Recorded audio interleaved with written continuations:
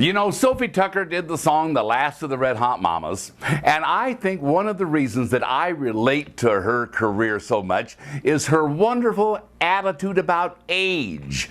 She was talking about how sexy she was when she was in her late 70s, or I think early 80s, somewhere up and through there. And she was a big heavy-set Jewish woman, and she was an older woman, and yet she still laughed at herself and considered herself to be the red hot mama. And you know, when it comes to age and looks, it's all attitude. I've learned, if anything I've learned through Sophie Tucker's wonderful songs, is exactly that. Like she said, how am I ever going to grow old with all my boyfriends keeping me young? I try to spend an evening sitting knitting by the fire, and I wind up with some young guy in a taxi named Desire. How can I ever relax when my telephone keeps ringing like a chime? I let them come up for a little chat or a midnight snack. They bring along a suitcase and start to unpack.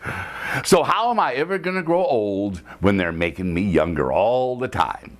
And how can I be an old Mother McCree with all those young guys insisting I'm still young? Coming up to my apartment at all hours without warning? Then I wind up making breakfast in the morning.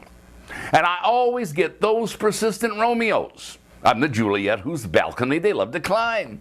Imagine them necking and petting me. I really ought to spank them. But those kids, they do the damnedest things, and when they're through, I thank them.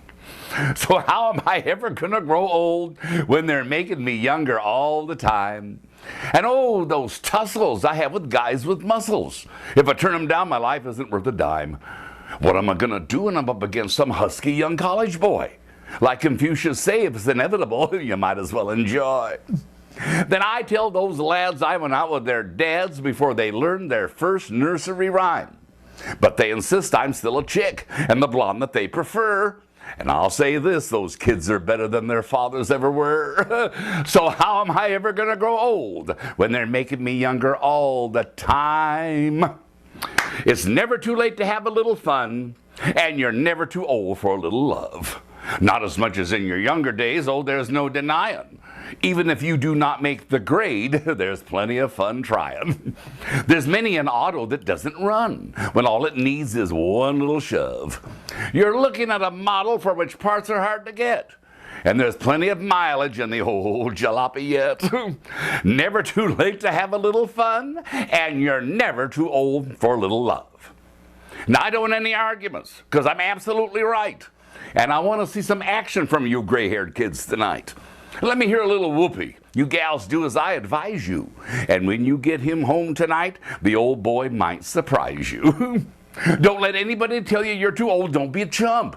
You never know what's in the well until you prime the pump. You know, life begins at 40 and it's simple arithmetic. You gals are only bobby socks and I'm still a little chick. Who says you gotta be a glamour puss or a beauty queen? Why, I'm better in the 60s than I was at sweet 16. I'm a bouncing ball of fire, never idle, never loaf. Instead of red hot mama, the hip cats call me hot rock Soph. And I can still do anything that any sweater gal can do. And if a big fat mama my age can do it, why the hell can't you? So come on, let's go. Don't be such a schmo. Age is nothing to be frightened of. I don't care if you're 69 or if you're 96. There's nothing wrong with any man that the right the right gal can't fix. Oh, it's never too late to have a little fun, and you're never too old for a little love. So let's keep a good mental attitude. I'm a preacher of the gospel. I'm also an entertainer, and I thank God that I have a healthy attitude toward sex. That is all plays a part in being a rounded out whole person living a happy, balanced life. And I've got my faults, don't misunderstand me, but all in all, I am very proud of the fact that I do live a healthy, balanced life. I love God with all my heart. I preach the gospel, and I'm still an entertainer and can still laugh at sex and still, like Sophie, keep a good mental attitude about my age, even though I'm in my 70s as I speak. But regardless of what you want to say, as I often say to people when I'm talking to good-looking guys around town, I tell them I'm still the red hot mama. All right.